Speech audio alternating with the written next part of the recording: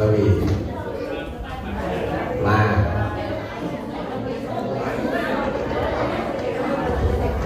อันนี้เป็นอนาคตของซ่า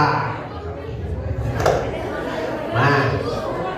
3เปาลูกมาเดี๋ยว2เปานะครับมา2กลุ่มซอยอะไรนะซอยอะไรนะซอย9มาเพลงอะไรร้องเพลงอะไรในร้องเพลงอะไรเราจะเดินในทางไปใครถือไม้ลูกใครถือไม้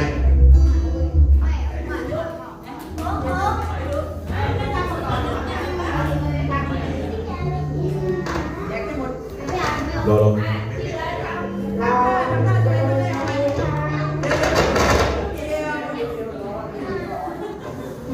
ขยับมาหน่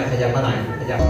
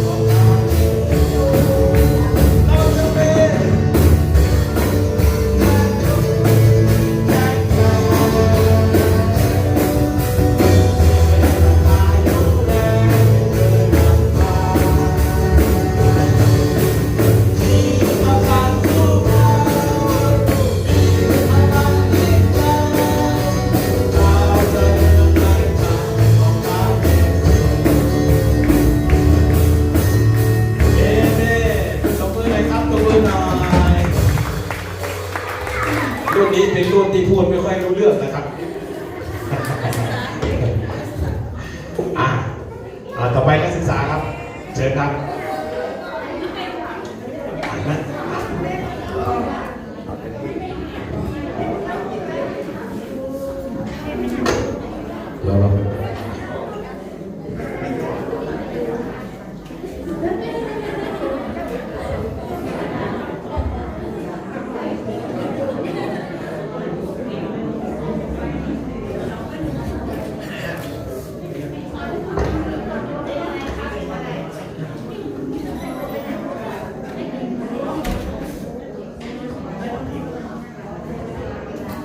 ขอบคุณพระเจ้านะครับเราจะนมัสการในบทเพลงขอเทลงมาRose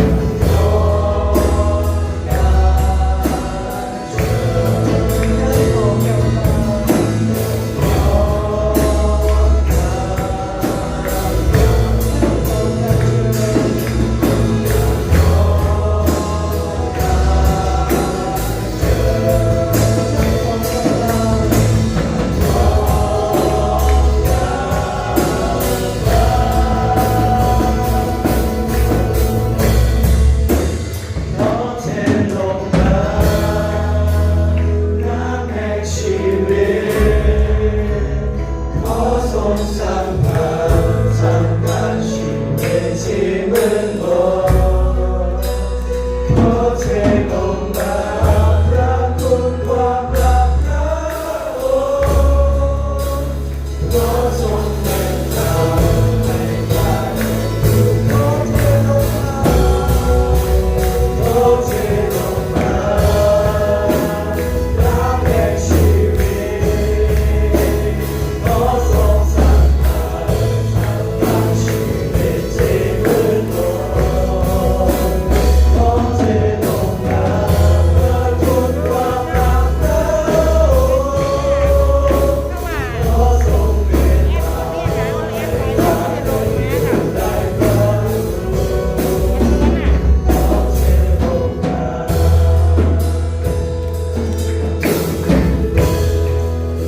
ขอพระเจ้าครับ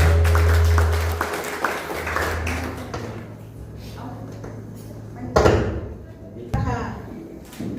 ขออาจารย์บุญเด่นอธิษฐานเพื่อสักค่ะ ลูกแจ้งนะครับแล้วเราขอบคุณพระเยซูคริสต์บนการระบายความรู้สึกของพระองค์